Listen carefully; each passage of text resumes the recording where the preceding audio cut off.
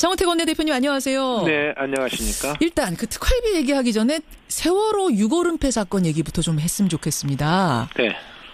이 세월호 6월 은폐 사건은 국정조사까지 갈 사안이다.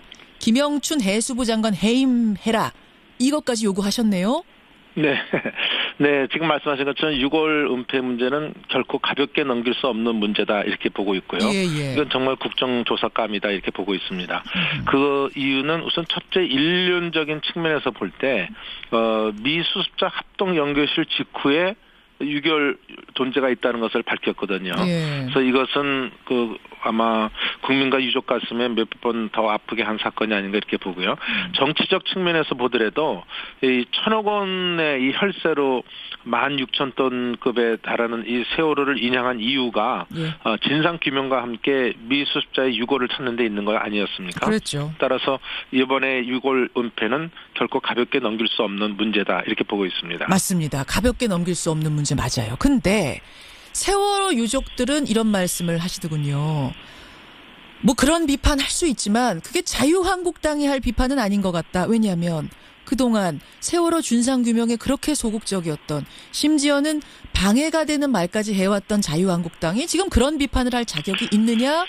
가족협의회의 입장 어떻게 그 보세요? 말씀에 동의하지 않습니다. 어떻게 우리가 진상규명에 그렇게 반대를 했습니까? 그 진상규명은 밝혀져야죠. 그리고 같이 세월호 특조위도 했기 때문에 다만 이 문제를 7시간 문제 지금 재판 중에 있지만 이 문제를 갖고 계속 야당이 물고 늘어졌기 때문에 그 문제에 대한 얘기를 한 적은 있지만 지금 이런 6월 문제 당연히 지금 제가 말씀드린 것처럼 인륜적이나 정치적 측면에서 문제가 있는데 자유한국당은 말할 이유가 없다. 세월호의 세자도 입에 담지 말아라라는 게 가족협의회 위원장 그분들의 생각이고요. 저희들은 정치적으로는 그렇게 판단하지 않습니다. 네.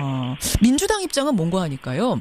해수부 공무원들이 김영춘 장관을 조직적으로 무시하다가 벌어진 일이다. 그러니까 장관이 뒤늦게 유골 발견 사실을 보고받고 그때라도 매뉴얼대로 처리하라라고 지시를 했는데 만 하루가 걸릴 동안 장관을 왕따시킨 거다. 따라서 이거는 해수부 조직의 인사혁신이 필요한 문제지 장관을 해임할 문제가 아니다.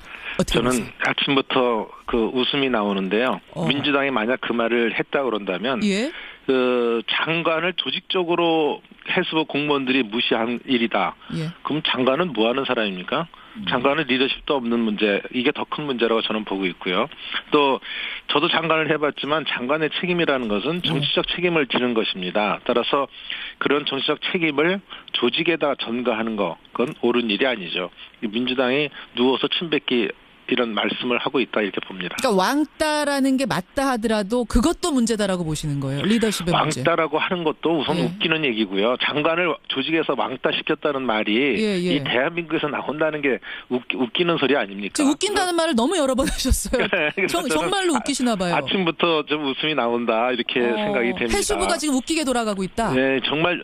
아니요. 그렇게 민주당이 말하는 것 자체가 해수부가 그렇게 돌아간다는 거는 그 내부에 또 문제고요. 지금 민주당이 그렇게 말을 하고 있다는 거 아닙니까? 그러니까 민주당이 지금 그 말 자체가 스스로 누워서 침뱉기를 하고 있다 이렇게 해서 제가 웃음이 나옵니다. 근데 지금 해수부의 그 조직이 지난 정부부터 이어져 왔던 그 조직이 아직 이제 혁신되지 않은 상태에서 김영춘 장관이 새로 들어갔기 때문에 과거 정권에서 그렇게 엉망으로 운영되어 왔던 거 아닌가라는 이야기를 민주당은 하고 있는 것 같은데요. 지금 세월호 사건이 난 지 보통 3년이 넘었지 않습니까? 만 3년이 넘었는데 저는 아직도 해수부 조직이 혁신되지 않았다고 한다면 저는 이것은 말이 안 된다고 보고 있고요.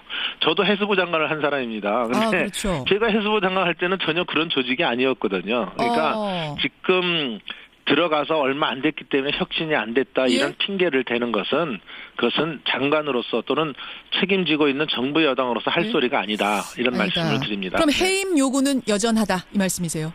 이건 해임 요구하기 전에 스스로 판단해야 될 문제다 이렇게 보고 있습니다. 정우택 원내대표입니다. 특활비 얘기 좀 해보겠습니다. 국정원과 검찰의 이 특활비 상납 의혹과 관련된 국정조사 요구서 이거는 이미 제출하신 거죠? 네, 지난 금요일 날 제출했습니다. 특검법도 발의하기로 방침 정하셨고요. 네, 그렇습니다.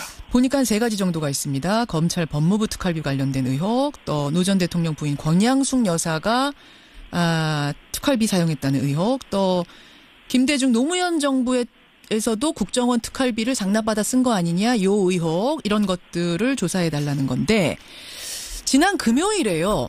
네. 노무현 정부 시절에 청와대 정무수석했던 유인태 전 수석이 저희 프로그램 출연하셨어요. 네. 들으셨어요 혹시?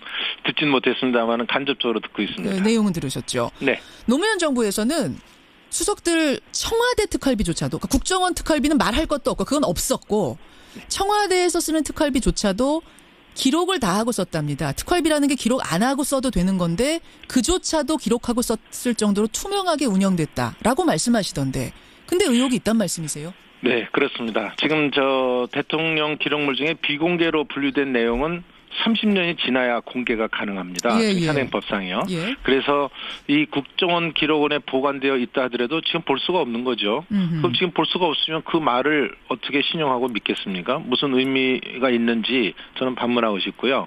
오히려 당당하다면 예? 국정조사와 특검에 임하면 되는 거 아니겠습니까? 아니 그러니까 근데 이게 청와대의 특활비라는 것은 기록을 안 해도 되는 건데 사실 안 해도 되는 건데 그조차도 기록을 했을 정도로 투명하다 이 이야기지 원래 뭐 해야 되는 것이 아니니까요. 아니 그러니까 그 말씀을 했는데 그걸 어떻게 신빙성 있게 믿으시냐. 나는 그런 말씀입니다. 나는 유인태 의원을 못 믿겠다는 말씀이 드는 게 아니라 모든 것이 이렇게 국정조사 특검에 임하면 그런 것도 다 밝혀질 텐데 실제로 썼는지 여러 사람한테 증언을 듣고 또 말씀을 들으면 되는 거 아닙니까? 그러면 국정원의 특활비를 노무현 정부 또 DJ 정부에서도 장납받아 썼다는 어떤 증거라든지 뭔가 제보라도 받고 계세요?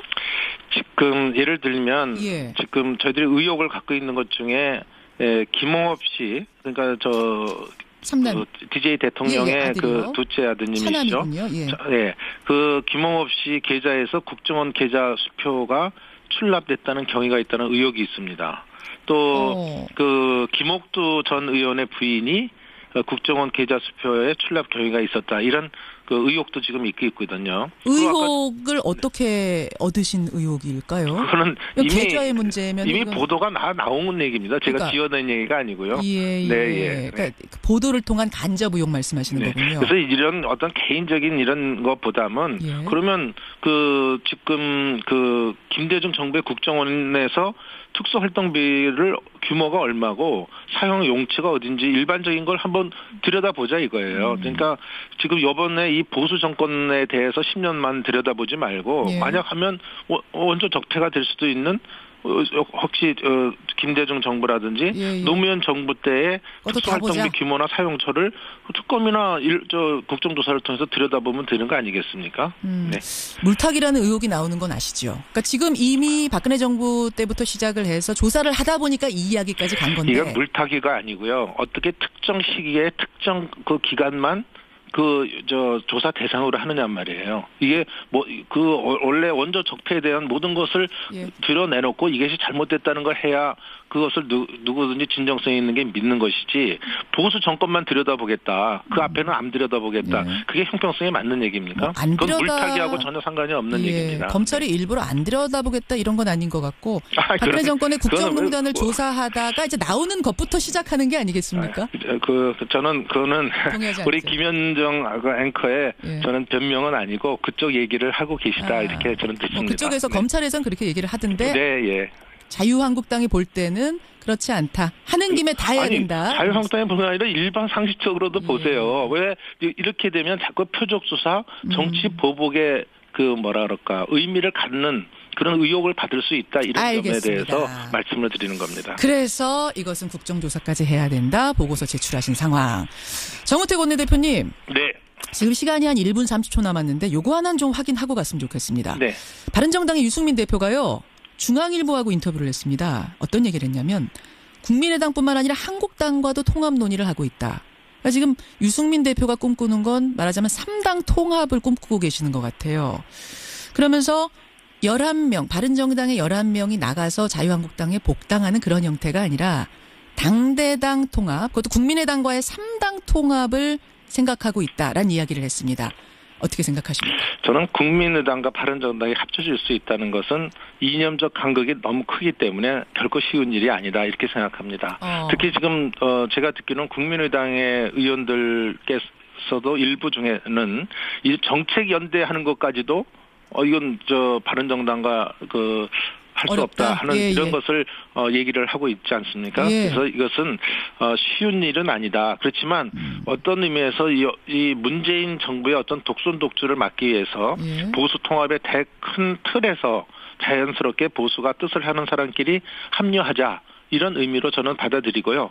이것은 좀 시간적 또는 여러 가지 여건이 필요한 것이다 이렇게 봅니다. 긍정적으로 받아들이시고 근데 거기에는 바른정당과 자유한국당만의 통합이 아닌 국민의당까지 포함한 3당 통합의 그림도 긍정적으로 보고 계시는 거예요? 장기적으로는 우리 보수 대통합의 의미에서는 그렇게 갈 수도 있다. 또 그렇게 가야만 될지도 모른다 이렇게 생각을 하고 있습니다. 그렇지만 지금 3당 통합을 당장 지금 얘기하는 것은 이념적 간극이라든지 또 시기상으로 좀 맞지가 않다 이렇게 보고 있습니다. 보수 통합이라고 지금 말씀하시면서 국민의당까지 함께 갈 수 있다고 보십니까? 저는 국민의당도 예전에 김대중 대통령 때도 보수 야당이라고 그랬지 진보 야당이라고 그러지 않았습니다. 그러니까 저는 이념적인 측면에서 간극은 있지만 가야 할 방향이다. 문재인 정부의 이것을 독선독주를 막기 위해서는 정치라는 건 그렇게 뭉칠 수도 있는 것이다 이렇게 보고 있습니다. 여기까지 입장 확인하겠습니다. 정우택 원내대표님 고맙습니다. 네, 감사합니다. 자유한국당 정우택 원내대표였습니다.